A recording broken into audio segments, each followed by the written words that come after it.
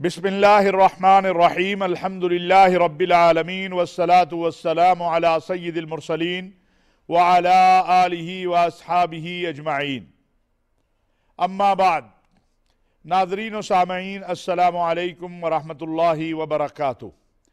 ناظرین و سامعین، پورے ملک کے اندر ایک غم کی کیفیت ہے کہ جو واقعہ سیالکوٹ میں ہوا ہے کہ ایک سری لنکن جو پاکستان میں ایک فیکٹری میں کام کر رہے تھے بطور مینیجر کے، ان کو جس بے دردی کے ساتھ قتل کیا گیا اور پھر ان کی لاش کو جلایا گیا، یہ رویہ کیا ہے؟ وہ دین جو اعلان کر رہا ہے کہ الحمدللہ رب العالمین، تمام تعریفیں اس اللہ کے لیے ہے جو دونوں جہانوں کا رب ہے، رب المسلمین نہیں ہے، رب المؤمنین نہیں ہے، جو دونوں جہانوں کا رب ہے، اور جن پر یہ دین اتارا گیا، خاتم المرسلین سید الانبیاء محمد مصطفیٰ احمد مجتبیٰ صلی اللہ علیہ وسلم، ان کے بارے میں قرآن کہہ رہا ہے وَمَا أَرْسَلْنَاكَ إِلَّا رَحْمَةً لِلْعَالَمِينَ۔ ان کو رحمت للعالمین کہا گیا، رحمت للمسلمین نہیں کہا گیا، رحمت للمؤمنین نہیں کہا گیا۔ ہم جو دعویٰ کرتے ہیں کہ ہم اللہ کے ماننے والے ہیں اور محمد عربی صلی اللہ علیہ وسلم کی ناموس اور ان کے عقیدہ ختم نبوت پر قربان ہونے والے ہیں، اگر ہمارے اعمال آقا علیہ السلام کے فرامین کے برعکس ہوں گے اور ہم ایسا کام کریں گے کہ جس سے یہ پوری دنیا کے اندر اسلام کا بھی اور مسلمانوں کا بھی چہرہ مسخ ہو اور پاکستان کا بھی چہرہ مسخ ہو، مجھے بتائیے کہ اس کے بعد ہمارے بارے میں دنیا کیا رائے قائم کرے گی؟ اور جن لوگوں نے یہ عمل کیا انہوں نے کس کی خدمت کی ہے؟ یہ ایسا عمل ہوا جس سے اسلام بھی بدنام ہوا، پاکستان بھی بدنام ہوا، مسلمان بھی بدنام ہوئے۔ اگر یہ بات مان لی جائے، تسلیم کر لی جائے کہ ان مینیجر صاحب نے کوئی خدا نخواستہ توہین مذہب کی تھی یا توہین رسالت کی تھی، تو پاکستان کے اندر تو اس حوالے سے قوانین موجود ہیں۔ کیوں نہیں ان قوانین کے تحت قانونی کارروائی کے لیے ہم جو ہیں وہ ان لوگوں نے راستہ اختیار کیا؟ میرا سوال یہ ہے کہ جب پاکستان کے اندر قوانین موجود ہیں تو پھر ہم یہ جو لوگ تھے یہ تھانے کیوں نہیں گئے؟ انہوں نے قانون کا راستہ کیوں نہیں اختیار کیا؟ اور جو دین یہ کہے کہ ایک انسان کا قتل پوری انسانیت کا قتل ہے،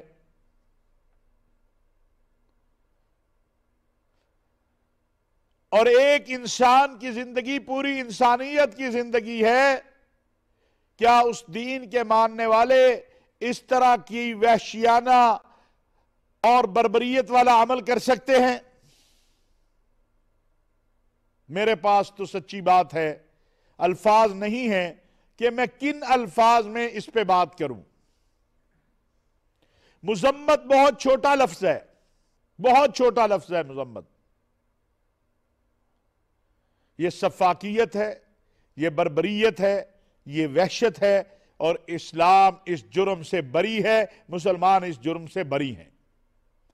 آقا دو عالم صلی اللہ علیہ وسلم کی تعلیمات تو ہمیں بتاتی ہیں کہ انہوں نے دشمنوں کو بھی اپنی محبت سے، ان لوگوں کو جنہوں نے رسول اللہ صلی اللہ علیہ وسلم پر پتھر مارے، آقا علیہ السلام کے پسینے کے ایک قطرے کے اوپر پوری کائنات قربان ہو جائے، آپ کا خون بہا اور اس قدر بہا کہ آپ کے نالین مبارک میں آ گیا۔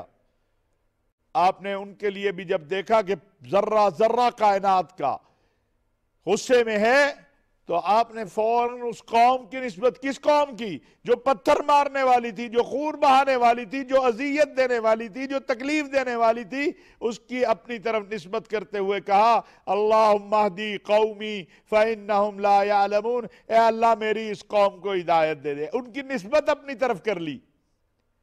جیسے آج ہمارا کوئی نقصان کرے کوئی بچہ یا کوئی بڑا، تو ہمارا کوئی جاننے والا کہہ دے یہ ہمارا ہے، یہ میرا بیٹا ہے، یہ میرا بھائی ہے، تو غصہ کم ہو جاتا ہے.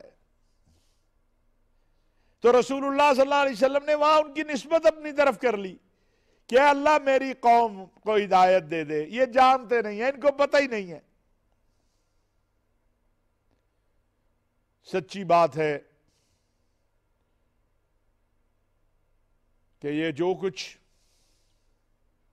سیالکوٹ میں ہوا ہے، اس نے اسلام کو زخمی کیا ہے، اس نے مسلمانوں کو زخمی کیا ہے، اس نے ناموس رسالت کے لیے جدوجہد، تحفظ ناموس رسالت اور عقیدہ ختم نبوت کے ناموس کے لیے جدوجہد کرنے والوں کو زخمی کیا ہے.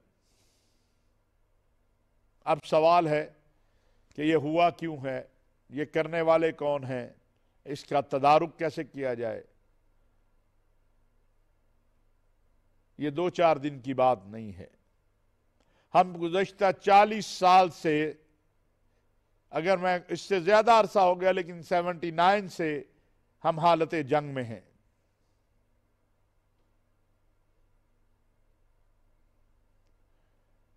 ہمارے ہاں انتہا پسندانہ رویے پرموٹ ہوئے ہیں. ہمیں اپنی غلطی کو ماننا چاہیے. ہمارے ہاں قومی ایکشن پلان ہے جو کب بنا؟ جب ہمارے بچوں کو پشاور سکول میں ذبح کیا گیا، لیکن اس پر کبھی عمل نہیں ہوا. گزشتہ دور حکومت میں وہ مسجد کے ہارن اتارنے تک تھا. ابھی وزیر اعظم صاحب نے اس حوالے سے کام کرنے کو کہا ہے. پاکستان کو اگر ہم نے انتہا پسندی اور دہشت گردی کی جنگ سے محفوظ کرنا ہے تو اس کا ایک ہی حل ہے کہ قومی ایکشن پلان پر عمل کیا جائے. حکومتیں اس مسئلے کا حل نہیں کر سکتی ہیں. اس آگ میں پانی ڈالنے کے لیے ہر کسی کو اپنا اپنا کردار ادا کرنا ہے. علماء کو، مشائخ کو، میڈیا کو، ہر کسی کو اپنا اپنا کردار ادا کرنا ہے. اور اگر ہم یہ کردار ادا نہیں کر پائیں گے تو پتہ نہیں ہماری آنے والے نسلیں کس حال میں ہوں گی. کہاں جائیں، کس سے کہیں. اسلام نے جوش کے ساتھ ہوش کی طرف بھی متوجہ کیا ہے. اسلام نے دعوت دی ہے کہ فکر کرو، غور کرو، تزکیہ. جب اللہ تبارک و تعالی قرآن میں یہ اپنے احسان کا بتا رہے ہیں، اس نیکی کا بتا رہے ہیں، لَقَدْ مَنَّ اللَّهُ عَلَى الْمُؤْمِنِينَ إِذْ بَعَثَ فِيهِمْ رَسُولًا.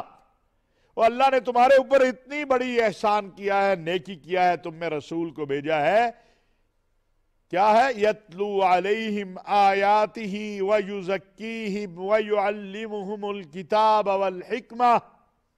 بہت سارے سوالات ہیں جو اس واقعے سے ذہن میں آتے ہیں کہ کیا کسی نے یہ اطمینان کر لیا تھا کہ واقعی یہ گستاخی کر رہا ہے یا یہ توہین مذہب کر رہا ہے؟ ثبوت مل گیا تھا، عدالت لگ گئی تھی، صفائی کا موقع دیا گیا تھا. وزیر اعظم اسلامی جمہوریہ پاکستان محترم جناب عمران خان صاحب کی ہدایت پر وزیر اعلیٰ پنجاب کی نگرانی میں 50 سے زائد مجرموں کو گرفتار کیا گیا ہے. میرا ایک کلمیہ یہاں اور بھی ہے. یہ 50، 100، 150 جتنے بھی مجرم تھے پکڑے جائیں گے جنہوں نے یہ ظلم کیا ہے. سوال یہ ہے کہ ان کے جو پیچھے ہیں، ان کے گھر والے ہیں، ان کے بچے ہیں، انہوں نے ان کو کس عذاب میں ڈال دیا ہے.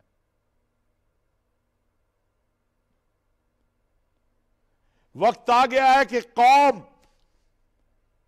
تمام قوم کے ادارے،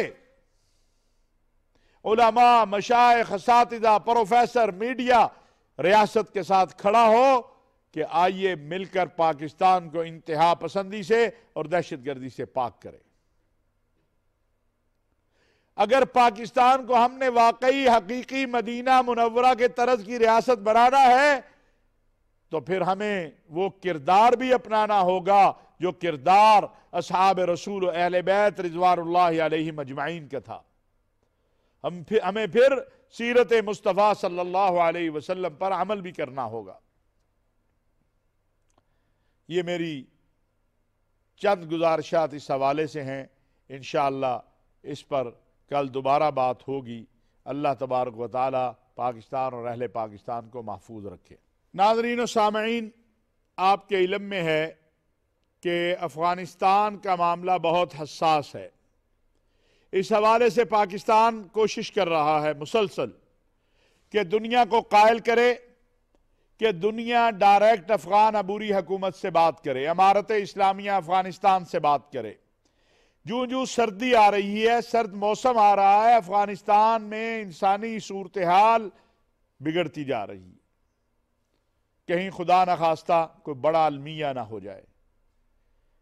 اسی حوالے سے وزیر اعظم اسلامی جمہوریہ پاکستان محترم جناب عمران خان صاحب نے، ہمارے وزیر خارجہ شاہ محمود قریشی صاحب نے مسلسل بات کی اور روابط بڑھائے دنیا کے ساتھ، اور دنیا اس وقت الحمدللہ پاکستان کے موقف کو تسلیم کر رہی ہے۔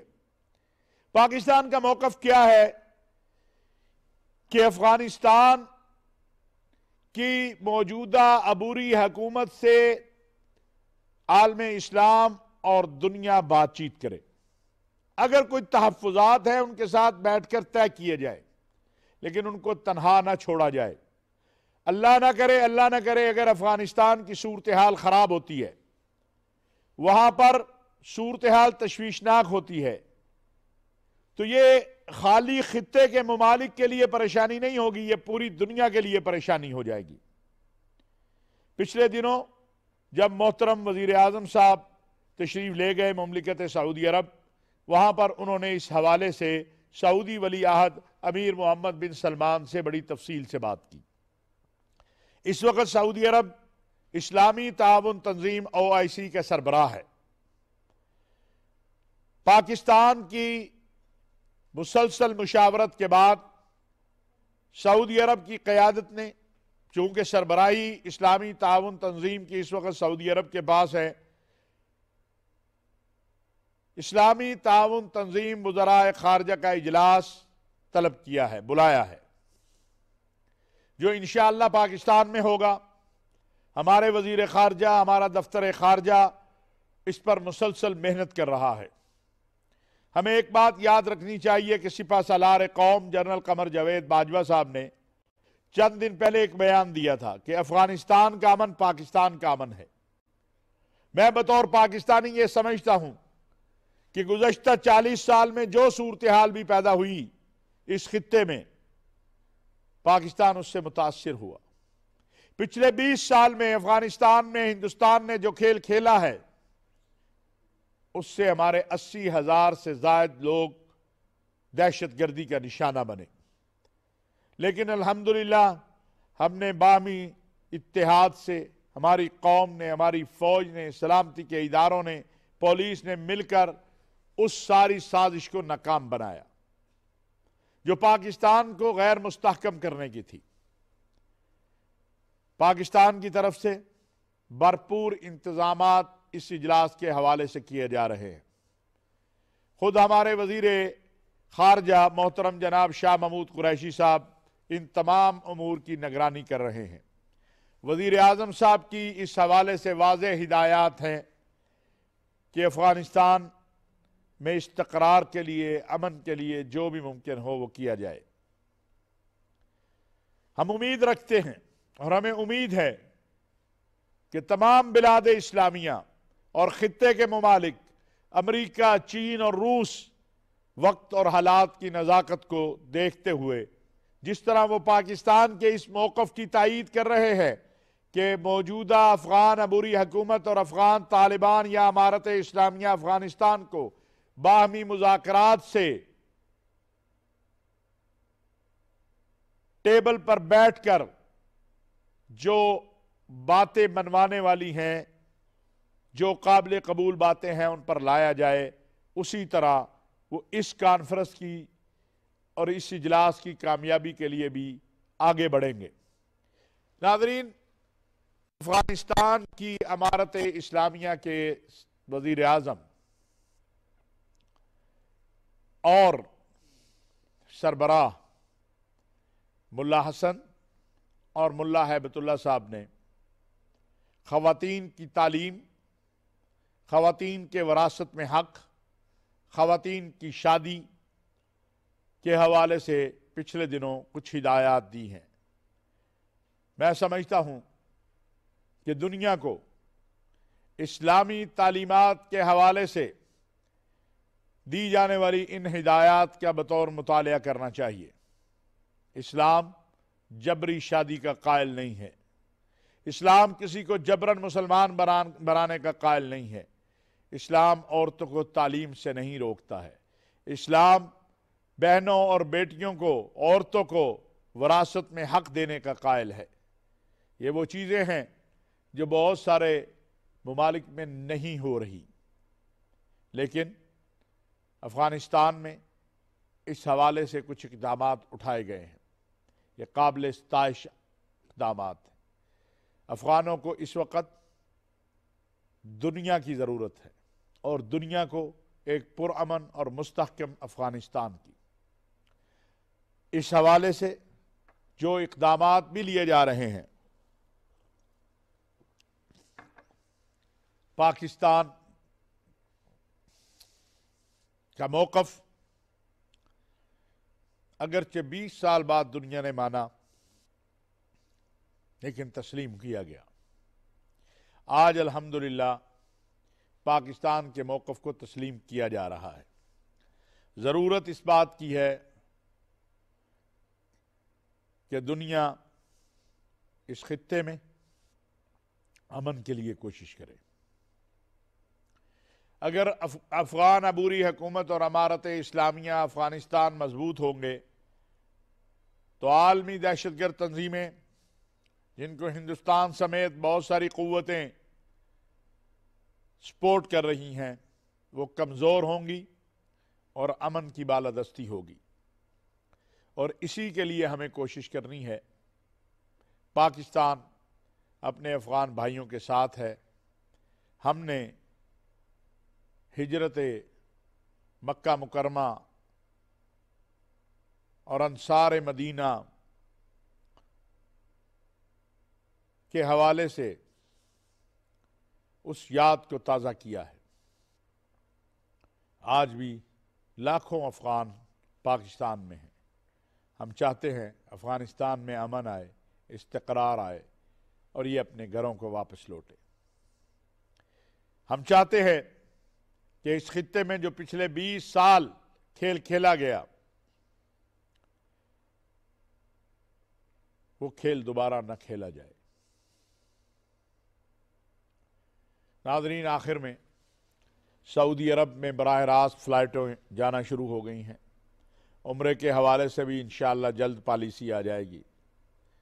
التجا اور التماس اتنی ہے کہ صبر، جہاں آپ نے اتنا صبر کیا ہے وہاں تھوڑا سا اور صبر کر لیں۔ پی آئی اے بھی، سعودی ایئر لائن بھی کوشش میں ہیں کہ جلد از جلد جو پاکستانی سعودی عرب میں کام کرتے تھے وہ وہاں پہنچے، وہ اپنے کاموں پر، اپنے روزگار پر جائیں۔ انشاءاللہ اس حوالے سے کوئی کوتاہی نہیں کی جائے گی۔ وزیر اعظم پاکستان نے محترم جناب افریدی صاحب کو اوورسیز کا ایڈوائزر مقرر کیا ہے۔ بہت سارا ان کو ہدایات دی ہیں جو ہمارے پاکستانی باہر ہیں، ان کی کس طرح خدمت کی جائے، ان کو کس طرح ان کے مسائل کو حل کیا جائے۔ اس حوالے سے انشاءاللہ اگلے کسی پروگرام میں آپ سے بات ہوگی۔ دعا ہے کہ اللہ تبارک و تعالی جو کچھ کہا سنا اس پر عمل کی توفیق عطا فرمائے۔ وما علینا الا البلاغ۔